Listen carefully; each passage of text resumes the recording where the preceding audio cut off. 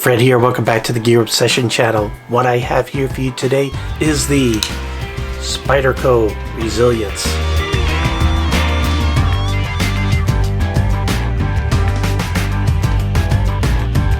This is the largest of SPYDERCO's 4 value price folders. Now it just so happens that I have the next smallest in that series.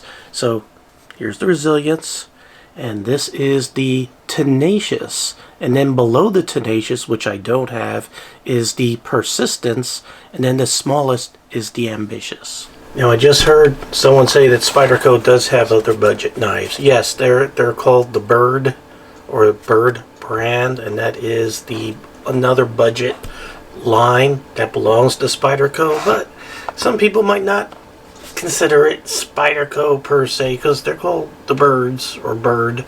So as far as branding is concerned, SPYDERCO, their value price, they have 4 that are made in China, and that's one of the ways they get it to be value priced or budget priced. By the way, this is the box that mine came in. You may get the same one, can't guarantee it. And here is the Resilience, and just look how big this is. I have a ruler. It is huge. This sucker's huge. And again, I have the Tenacious right here. You can see how much smaller that is. Now to bring in some other knives that you may be familiar with if you're a SPYDERCO fan, here's the Endurance. Yeah, I know, it's a combo edge. And here's the Delica.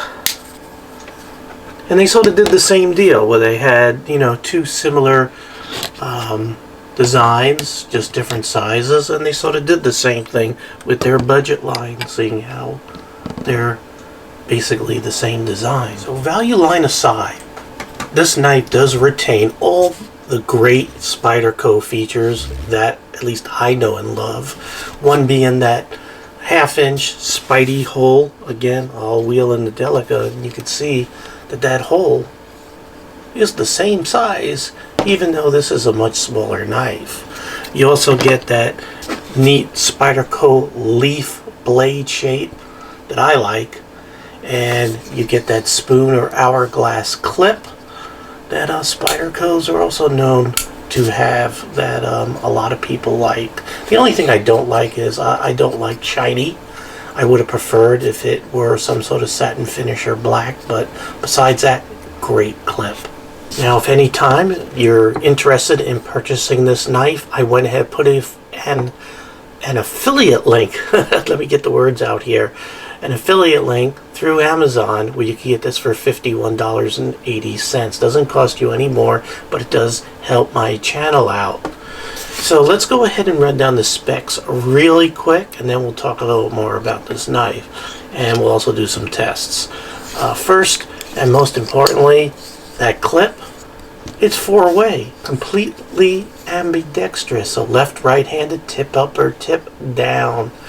That is nice that they were thinking of everybody. The only thing that's not quite ambidextrous is you can see they put a little cutout in the scale right here for your thumb to get to for right-handers. For left-handers, you don't have as much of a cutout, but they do give you a little bit. And then the other thing to keep in mind is this is a liner lock, and that liner lock is on this side. So for right-handed people, you're pushing. If you're left-handed, you're going to have to pull on that liner lock. So there are some differences, not 100% ambidextrous. Now, your handle is a skeletonized stainless steel liner. I'm not sure if you could see some of the holes that are drilled into the liner there.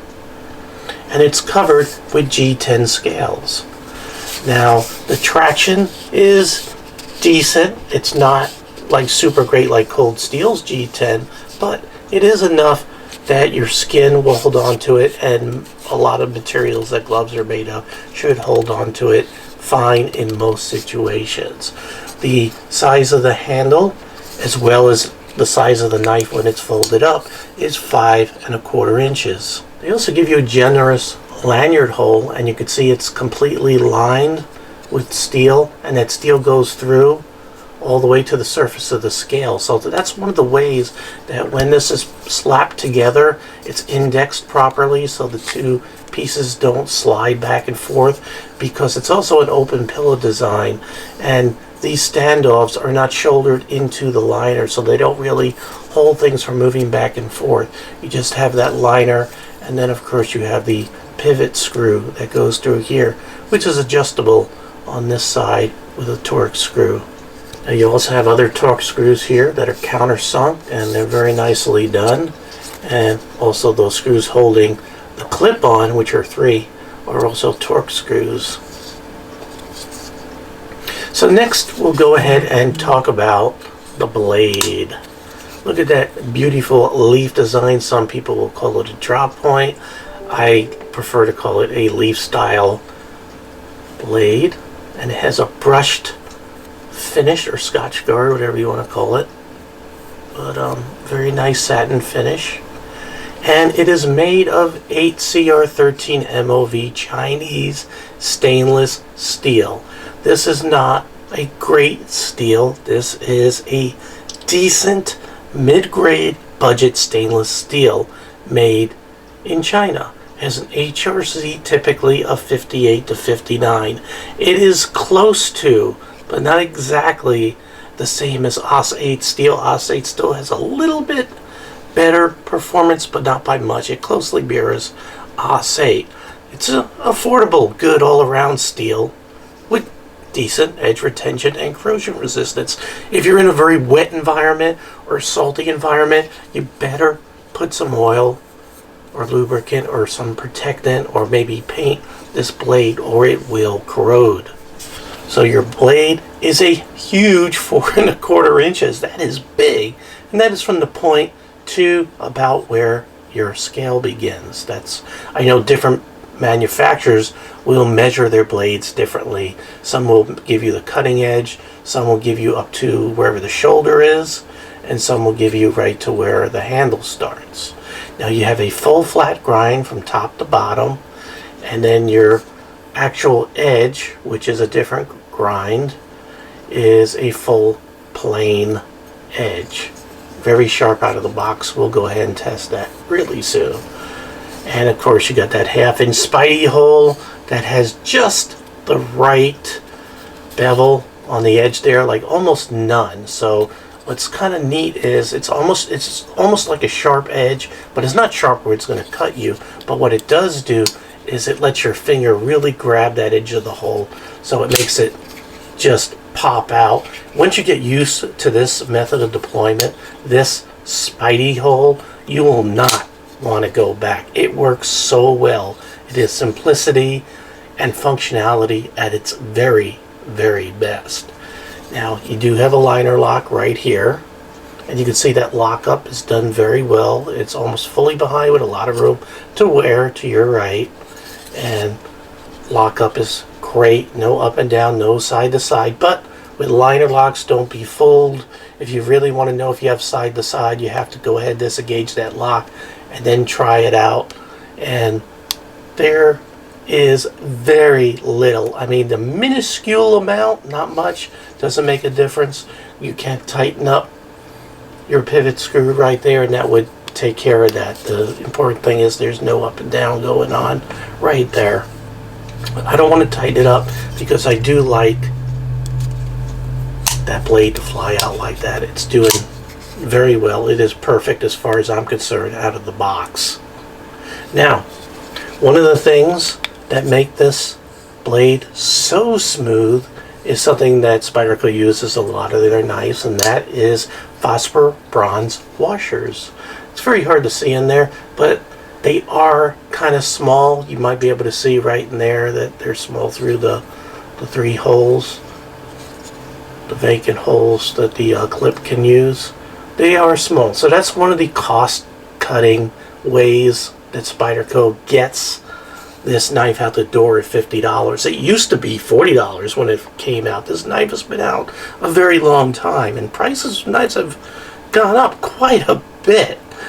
Even the 1 year that I was sort of off the scene, I was surprised when I came back and looked at some of the prices of knives. They've gone up.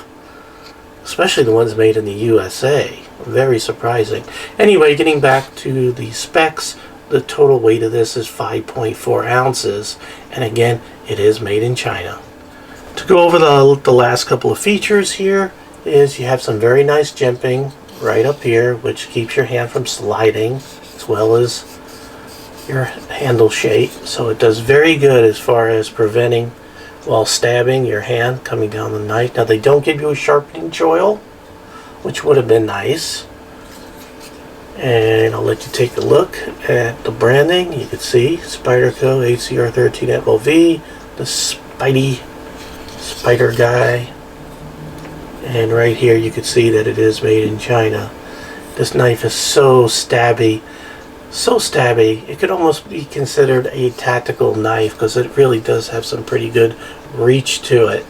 And there's your liner lock, and it does have some also some jimping right there that's pretty functional. It does hold your skin from slipping across it, especially the jimping up here. It is very, very grippy.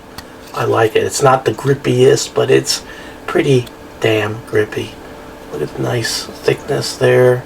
I really like it. You know, one of the disadvantages of having a full flat grind like this, by the way, is if you have a sharpening system that clamps on your blade and relies on a flat surface to be centered perfect, you're going to have a slight issue with this type of blade. But this type of blade is a great slicer. It's great for food prep. It's long enough for food prep. This could be like a mini mobile chef's knife. So you could use it for many different things. EDC, it may be too large for some people. So keep in mind that there's some municipalities, governments, places that will consider this too large to be allowed to carry.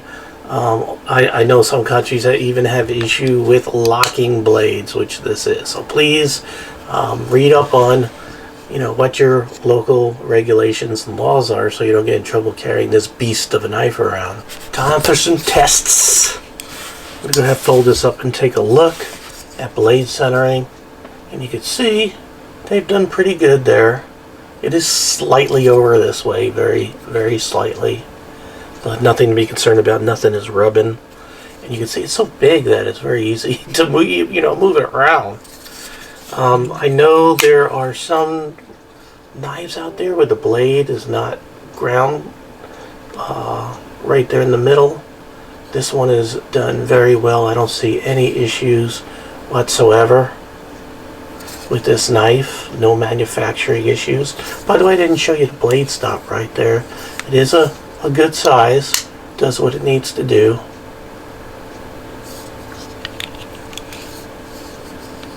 And retention is good, doesn't come flying out, and again, lock up, down, side to side, really good. Ergonomics, actually extremely good. Spyderco is very good with the ergonomics on their knives, even these value priced ones. If you have large hands, this is a great knife for large hands. I have large hands and there's still some room to grow. Feels very comfortable. There's no hot spots digging into my head when gripping it hard. Feels good in every grip. Let's do a reverse grip. And I do prefer the blades to come down a little bit more and round off the corners here for your thumb to rest, but it does have just enough where it doesn't really feel like it is an issue. As a matter of fact, you could choke up on there, wrap your thumb around, and give yourself a little extra reach. So, very good ergonomics for the knife, and we already talked about the ambidextrous ability of this knife. Now, let's go ahead and test for sharpness. I did not sharpen this or do anything to this blade. This is the way it is out of the box. And we're push cutting there. So that's very sharp. And I do have some cardboard down here, which I did not get ready. Go ahead and test this out. Okay, so she is very, very sharp out of the box. And we can shave. Let's see. Again, one of the things that make me a great knife reviewer is I have a lot of hair. And you can see right there we have a lot of hair coming off. So the big question of the day is this worth 50 bucks? Is this something that you would be interested in, that I would recommend that you buy, that you spend $50 for? Well, if you're looking for a very large knife with that Spidey hole done well, this is a good knife. You are not wasting your $50. Now, of course, you could spend over $150 or between $150 or even more on the higher end Spydercos that are made in Seki City, Japan, or in Colorado in the USA. But they're going to have much better steel. That's the super steels. As a matter of fact, I think this one is Seki City, and this one's VG10, I believe. Yeah, right there. So much better steel, but costs a lot more. So what's great about knives like this is you get the same ergonomics and pretty good build quality, but cheaper materials. But if you lose it, you're not going to have as much heartache. You're not going to feel as bad than if you lost a knife that's worth, you know, a couple $100 or over $100. So, you know, it's all what you're looking for, what you want to spend your money on, what you're using it for. Now, of course, again, they are, you know, the quality control is not going to be the same as a $200 knife. So, one of the things you could do is, if you're buying it in a store, like Walmart has these, is take it out of the box, look at it, make sure that, you know, lockup is right and everything is ground down and centered properly, and everything works properly. And if it does, you did a little extra QA free of charge, but you did it yourself, and now you don't have to pay for it.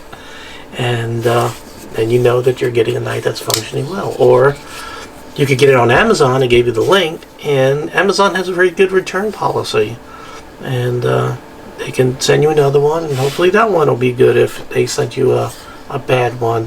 Now, this one was the first one that I was sent, that I got, and it was perfect out of the box. So very good. Now, if you like the price and don't like the size, and you like the Spyderco, again, they have 3 other sizes, all smaller than this one, that are out there. And a long time ago, I did review the Tenacious, so it's probably out there. By the way, don't point knives at people. It's not nice. Alright, so I recommend it. I absolutely recommend it. I mean, my biggest gripe, I guess, if I had to find one, is the blade steel. And maybe the washers maybe just a little bit bigger, but I'm not seeing any thing wrong with it. It's just something that I observed. Just very, very smooth. And I'll tell you, that Spidey hole, I just love Spidey holes, and you could see how well it works, you know, whipping this very large knife out. It just does not have an issue. It is a great design, and some people are very talented with their Spidey holes. They can do all kinds of fancy tricks. They can open it up with their finger like that. I'm not skilled enough to do that. It would have been nice to have the sharpening choil. And oh, by the way, since this grind is coming all the way down, when you do fold this knife, your finger is there in that guillotine area. So please be careful. There's no like little piece of metal or non-edged thing to really protect your finger. When this starts coming down, you're gonna guillotine your finger, so please be careful with that. All right, well, thank you very much for joining me here at the Gear Obsession channel. I really do appreciate every friend, viewer, subscriber, and especially you. And I do hope you have a great day or evening. Take care. Bye.